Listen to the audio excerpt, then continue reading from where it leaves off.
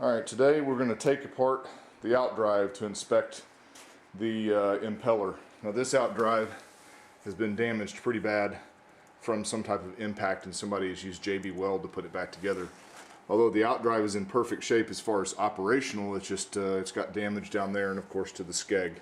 So I'm going to pull it apart, inspect the impeller, see how it is, and then I'm going to probably put the upper unit on eBay since it works so fine, and then I may put this one on eBay and just sell it as the internal parts since all the gears and everything work great.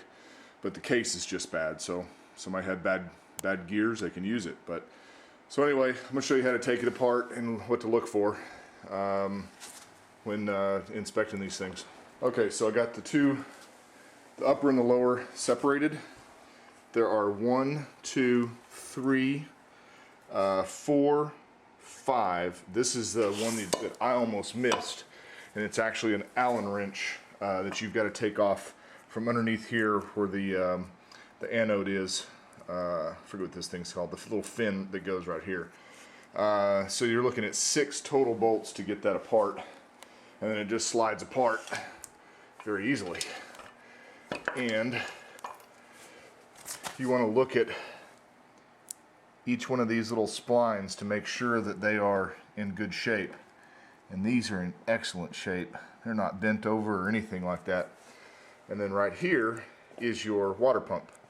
So that little case right there needs to come apart to get to the rubberized impeller that sucks the water up from the lake or the ocean, whatever, through this little tube through right here on the outdrive and into the boat. So that's what we are going to be looking at to see how bad a shape it's in. And while I was taking this apart, this is how damaged this case's outdrive is. The anti-cavitation plate broke as I was taking it apart. So but anyway, as long as the gears are in good shape, let's see. I can't grip it, it's too slimy. We'll test and see if it rotates easily. Okay, so I got the water pump housing off. It has 4 bolts, and they are 2 different sizes. One of them is 7/16, and the other is right here. It is 1/2 inch. So there's 2 of them to get that particular deal off. So once it comes off, the little impeller is inside, and actually this one's not in terrible shape. Apparently the guy just replaced it recently, but still these things are supposed to be replaced every season, and I plan on doing mine here really soon. I just wanted to see how this one looked. I do believe that when they're new, the fins should be straight like that, not curved. But yeah, this one's not in horrible shape, but I still didn't explain, for some reason this is not turning. It's turning in neutral, but it's not turning the lower. So I'm going to try taking that apart and see how it is.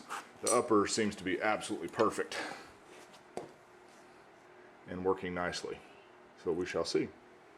Alright, so I've got the water pump off and everything, and I actually was able to get the lower unit to work in forward and reverse by just grabbing that little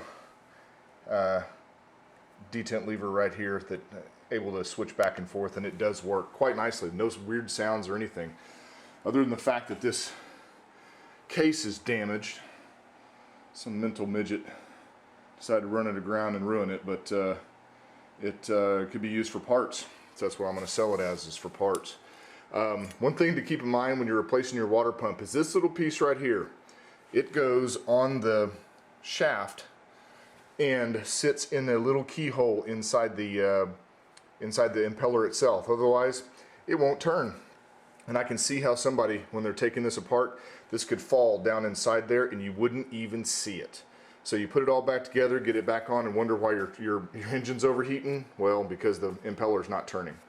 So, and also, you need to keep these in the proper format, because they only go a certain, well, they'll go both ways, but the water won't flow both ways. So you need to make sure you keep these 3 little gaskets and water router in the right way as they come off. Here's a little something I learned.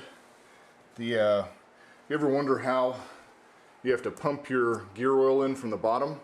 How it gets from there up to the top? and comes out the fill hole at the top. Well, I looked all over for this and I didn't understand, because here's the exhaust, here's where the water comes up, and then this is actually sealed off. And I'm just like, okay, so how does the gear get up there? Well, let me turn the light on here.